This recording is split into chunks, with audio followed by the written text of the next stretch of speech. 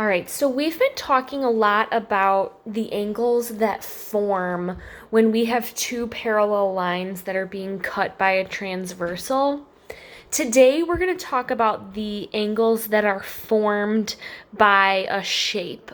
Specifically, we're going to be talking about the angles that are formed by a triangle, and a lot of it is going to be the same. So the angles inside of any shape or polygon are also called the interior angles. So the angles inside of a shape or of a polygon are called the interior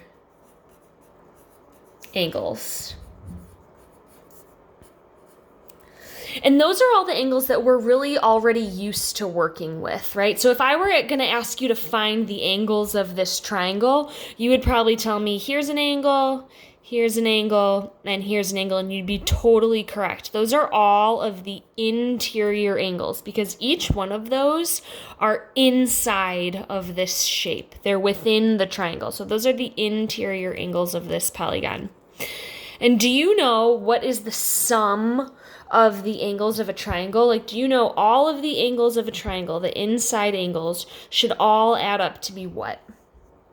The sum of the interior angles of a triangle are 180 degrees. They should add to be 180. Okay, so we can use those two pieces of information to help us solve a lot of different problems. And here's an example of two of the type of problems that you're going to be asked to solve. The first one says find the value of x, and it gives us this triangle, and it gives us three of those interior angle measures. And we know that each of those angles, here's an interior angle, here's an interior angle, and here's an interior angle, should all add together to be 180 degrees, but we don't know what this angle is. But if we know that they all add to be 180, we could just set that up and figure it out, help us solve it, right? We know that this angle, x, plus this angle, which is 32, plus this angle, which is 48, should all add together to be 180 degrees, right? So, to figure out what this angle is, all you have to do is now solve this equation. So you want to simplify each side. What can we combine here? So we can combine like terms. 32 and 48 is going to give me 80. So if I have x plus 80, when I combine those, equals 180. If I want to solve to find out what x is, then I'm going to have to get rid of this. So I'll have to subtract 80. And if I did that on the left side, then I need to do it on the right side also. Subtract 80 so that it's balanced. And now I'm just left with x. This adds to be 0, so it cancels out. Equals 180 minus 80 is 100. So x is 100. That means that this angle is 100 degrees. X is 100 degrees. And then you would want to check yourself and say, okay, so if this is 100 degrees, 100 plus 32 plus 48 adds to be 180. And that's good because we know that the inside angles of a triangle should always add to be 180 degrees. So we're happy with that one. Now this one kicks it up one notch for us, right? But we're going to follow the same exact format. We know that all of the interior angles of a triangle, here's one, and here's one, should all add to be 180 degrees.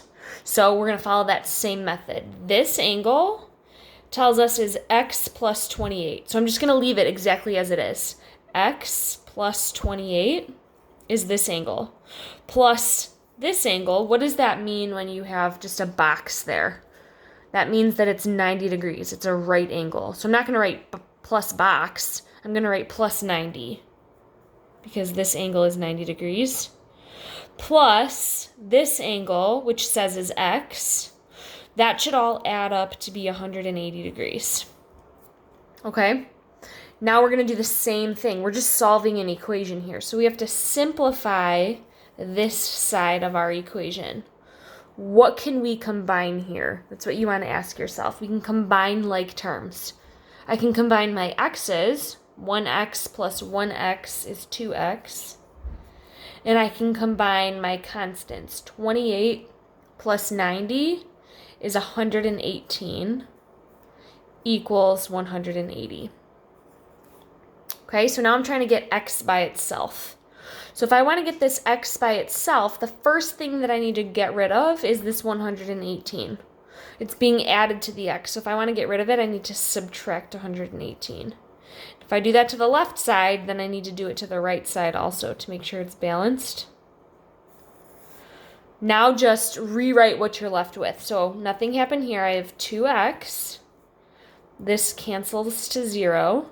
Bring down your equal sign. 180 minus 118 is 62. So I have 2x equals 62. If I want to get x by itself, I need to divide both sides by 2. And so I'm left with x is 31. And I'm done now because it says find the value of x, and I did that. X is 31. But if you wanted to take this one step further, it might ask you what are each of the angle measures. And in that case, this would be pretty simple because you already know this has to be 90 degrees because it has that box right there. So you know this one's 90 degrees. This one is just x, and we just found out x is 31. So you know this angle is 31 degrees. And this angle right here is whatever x is plus 28 more. And we know that x is 31. So you could just go in with your calculator and be like, okay, well, if we have 31 plus 28, that means that this angle has to be 59 degrees. Okay, now here would be a great point to check yourself and say, okay, do each of these angles add up, the inside angles add to be 180? Well, does 59 plus 90 plus 31 equal 180? Yes, it does. And so we're good.